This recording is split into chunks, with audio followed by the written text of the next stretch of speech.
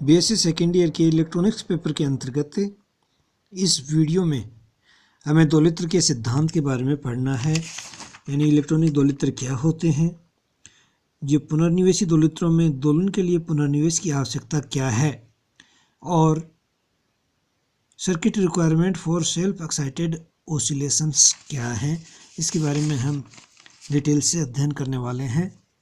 तो दोलित्र होते हैं वो सक्रिय विद्युत परिपथ होते हैं जो कि आवर्ती वोल्टता या धारा के स्रोत के रूप में कार्य करते हैं।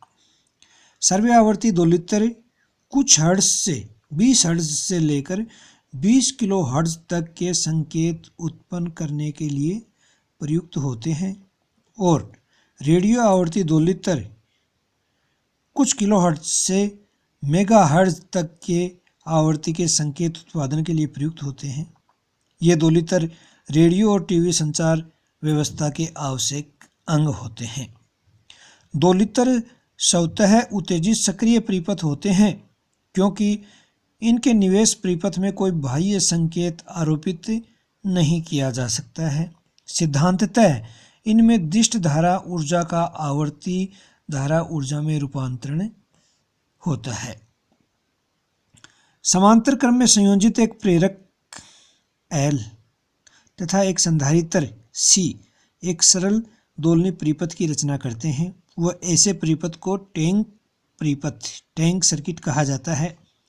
यदि संधारित्र को किसी स्रोत से आवेशित कर दिया जाए तो उसमें विद्युत ऊर्जा के रूप में ऊर्जा है वो संग्रहित हो जाती है तथा आवेशित संधारित्र का प्रेरकत्व L के द्वारा अनावेशन डिस्चार्जिंग होती है, जिससे प्रेरक में प्रवाहित धारा में समय के साथ वृद्धि होती है। इस प्रकार संधारित्र में संग्रहित विद्युत ऊर्जा प्रेरक द्वारा उत्पन्न चुंबकीय क्षेत्र ऊर्जा में रूपांतरित हो जाती है।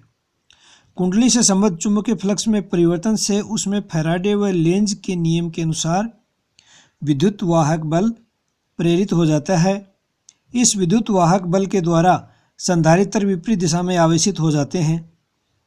संधारित्र का पुनः प्रेरक कुंडली द्वारा अनावेशन होता है और प्रेरित विद्युत वाहक बल से संधारित्र का आवेशन होता है। इस प्रकार यदि ऊर्जा का ह्रास न हो, आदर्श स्थिति में बात करें जहाँ पर यदि ऊर्जा का ह्रास न हो तो यह दोलनी प्रक्रम निरंतर चलता रह सकता है, परंतु परिपथ में उपस्थित प्रतिरोध के कारण या उच्च आवृत्तियों पर विकिरण द्वारा ऊर्जा हानि से दोलनों का आयाम समय के साथ कम होता जाता है, घटता जाता है, अर्थात दोलन अवमंदित हो जाते हैं। दोलित्र की ऊर्जा में हानि समय के साथ होती रहती है।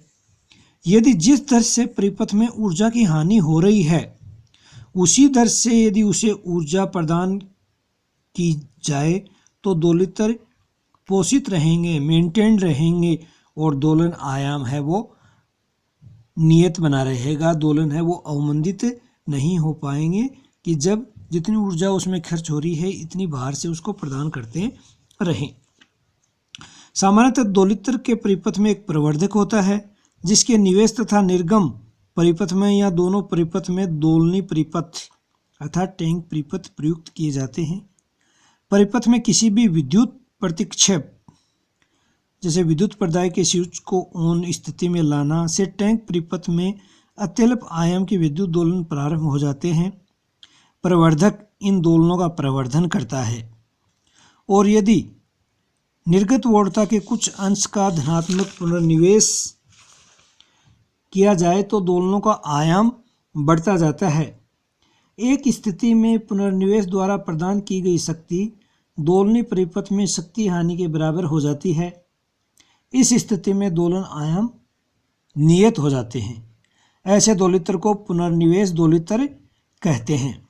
इस प्रकार पुनर्निवेश दोलित्र एक धनात्मक पुनर्निवेशी प्रवर्धक होता है जिसकी वोल्टता लब्धि अनंत होती है। यदि दोलनी परिपथ में शक्ति ह्रास के स्रोत व प्रतिरोध को प्रभावहीन करने के लिए ऐसी युक्ति प्रयुक्त की जाए जिसके कारण धारा घटने पर वोल्टता बढ़े, अर्थात जिसका गतिक प्रतिरोध ऋणात्मक हो, तो भी नियत आयाम के दोलन प्राप्त किए जा सकते हैं। ऋणात्मक प्रतिरोध युक्त प्रयुक्त करने वाले दोलित्र ऋणात्मक प्रतिरोध दोलित्र कहलाते हैं, नेगेटिव रेजिस्टेंस ऑसिलेटर कहलाते हैं। दोलित्र से प्राप्त तरंग प्रारूप ज्यावक्रीय या ज्यावक्रेतर यानी सिनुसोइडल और नॉन सिनुसोइडल हो सकता है। तरंग प्रारूप के आधार पर दोलित्र ज्यावक्रीय दोलित्र या विश्रांति दोलित्र कहलाते हैं। हम इस वीडियो में ज्यावक्रीय पुनर्निवेश दोलित्रों के सिद्धांत और उनकी कार्यविधि का ही वर्णन करेंगे। तो हमारा जो अगला बिंदु आता है वो है पुनर्निवेश दोलित्रों में दोलन के लिए पुनर्निवेशी आवश्यकता। चूँकि हम पढ़ चुके हैं कि ऋणात्मक पुनर्निवेश से प्रवर्धक की लब्धि में मात्रात्मक हानि होती है, परंतु उसके कई गुणात्मक लाभ होते हैं। जैसे ऋणात्मक पुनर्निवेश का प्रवर्धक में विशेष उपयोग होता है। इसी प्रकार धनात्मक पुनर्निवेश से प्रवर्धक की लब्धि में वृद्धि होती है और प्रवर्धक के रूप में वह अस्थिर हो जाता है। तो उपयुक्त मान के धनात्मक पुनर्निवेश के द्वारा लब्धि का मान अनंत हो सकता है, अर्थात प्रवर्धक में निविष्ट संकेत पूर्णतः उसी के द्वारा प्रदान किया जाता है। ऐसी स्थिति में प्रवर्धक दोलित्र की तरह व्यवहार करता है।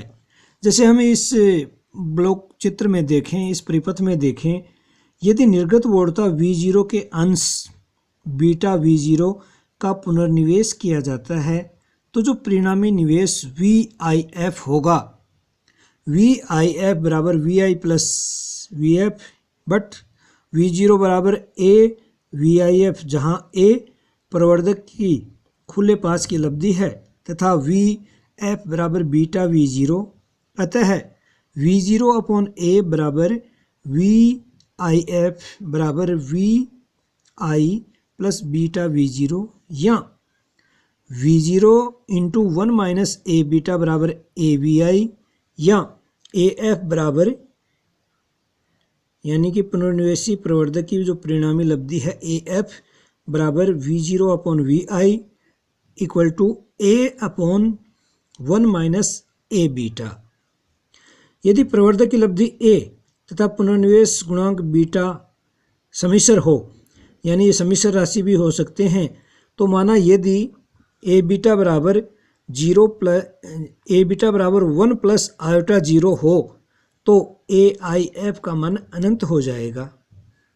इस स्थिति में VI बराबर 0 तथा VIF बराबर VF अर्थात प्रवर्धक के लिए निवेशी पूर्णतः पुनर्निवेश द्वारा ही प्रदान किया जाता है।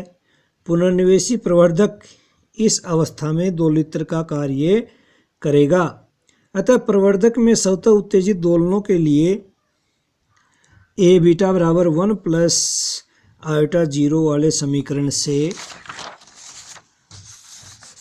अर्थात प्रवर्धक में स्वतः उत्तेजित दोलनों के लिए पुनर्निवेश गुणांक का परिमाण एकांक होना चाहिए, अर्थात A बीटा बराबर 1 हो। प्रवर्धक पुनर्निवेश परिपथ पास में कुल कला का विस्थापन 0 या 2 पाई का पूर्ण गुणज होना चाहिए, अर्थात पुनर्निवेश धनात्मक होना चाहिए। पुनर्निवेश पर ये जो उक्त प्रतिबंध हैं ये स्वतः उत्तेजन के लिए बार्कहाउज़न कसौटी कहलाते हैं। वास्तविकता में दोलन प्रारंभ होते समय A बीटा ग्रेटर देन 1 होता है, जिससे दोलन आयाम में तेजी से वृद्धि होती है। तत्पश्चात दोलन पोषित रखने के लिए A बीटा बराबर 1 हो जाता है। दोलित्र में यह समायोजन स्वतः होता है। दोलन आयाम अधिक होने के कारण अरेखीय विरूपण से सनादियों की भी उत्पत्ति होती है, परंतु उच्च Q मान के दोलनीय परिपथ के उपयोग से लगभग शुद्ध तरंग की प्राप्ति संभव है, शुद्ध ज्यावक्रीय तरंग की प्राप्ति संभव है। अगला हमारा जो बिंदु है वो है स्वतः उत्तेजित दोलनों के लिए परिपथीय आवश्यकता, यानी कि किस प्रकार का परिपथ डिजाइन किया जाए ताकि वो स्वतः उत्तेजित दोलन उत्पन्न कर सके। तो चित्र अनुसार एक पुनर्निवेशी दोलित्र का मूल परिपथ का ब्लॉक डायग्राम प्रदर्शित किया गया है। इस परिपथ में 3 प्रतिघाती अवयव Z1, Z2 एंड Z3 हैं जिनके द्वारा पुनर्निवेश प्राप्त होता है। इस परिपथ के द्वारा निर्गत संकेत और पुनर्निवेशी संकेत में पाई का कलांतर उत्पन्न होता है। इसके साथ ही प्रवर्धक के द्वारा निविष्ट और निर्गत संकेत में पाई का कलांतर प्राप्त होता है। इस प्रकार पूर्ण पास में 2 पाई अर्थात 360 डिग्री का कलांतर उत्पन्न हो जाता है, जो कि बार्कहाउज़न कसौटी का एक प्रतिबंध है। यहाँ पर A एक प्रवर्धक है, लोड प्रतिबाधा ZL समांतर क्रम में जुड़े हुए Z2 तथा Z1 प्लस Z3 के तुल्य है, यानी कि लोड प्रतिबाधा है वो Z2 तथा Z1 प्लस Z3 का जो कॉम्बिनेशन है उसके समांतर क्रम के तुल्य है। निर्गत वोल्टता Z2 या Z3 प्लस Z1 के सिरों पर प्राप्त होती है। ZL सिरों के मध्य वोल्टता पुनर्निवेश के लिए प्रयुक्त की जाती है। यदि उभयनिष्ठ उत्सर्जक ट्रांजिस्टर प्रवर्धक का उपयोग किया जाए तो जो उक्त चित्र है तो उसमें टर्मिनल 1, 2 और 3 क्रमशः आधार, संग्राहक और उत्सर्जक को निरूपित करेंगे। यहाँ पर उत्सर्जक है वो उभयनिष्ठ है और इनका जो तुल्य परिपथ है वो निम्नानुसार होगा। 2 लीटर के तुल्य परिपथ में ये माना गया है कि ट्रांजिस्टर का प्राचल HRE उपेक्षणीय है यानी नगण्य है और अंतर चालकता GM बराबर HFE/HI है और निर्गम प्रतिरोध R0 बराबर 1/HOE है। तो इस परिपथ के लिए तो ZL यानी परिणामी लोड प्रतिबाधा हो जाएगी Z2 into Z1 plus Z3 upon Z1 plus Z2 plus Z3 तथा V0 बराबर minus GM VBE R0 ZL upon R0 plus ZL। अतः पुनर्निवेश रहित प्रवर्धक की जो वोल्टता लब्धि होगी VA बराबर V0 upon VBE equal to minus GM R0 ZL upon R0 plus ZL यानी कि minus AV ZL upon R0 plus ZL। यहाँ पर जो AV है वो GM R0 के बराबर है।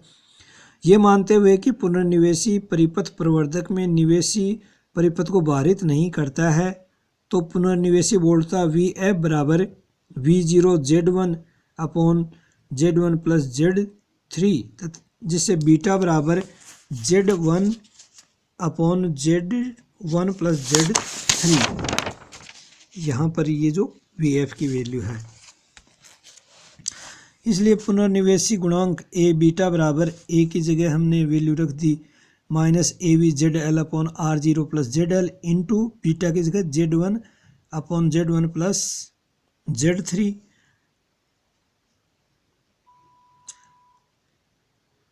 यहाँ पर हमने ZL की वैल्यू पुट की अंश और हर में, इसको सोल्व किया तो A बीटा बराबर हमें प्राप्त होता है minus AV Z1 Z2 upon R0 into Z1 plus Z2 plus Z3 plus Z2 into Z1 plus Z3।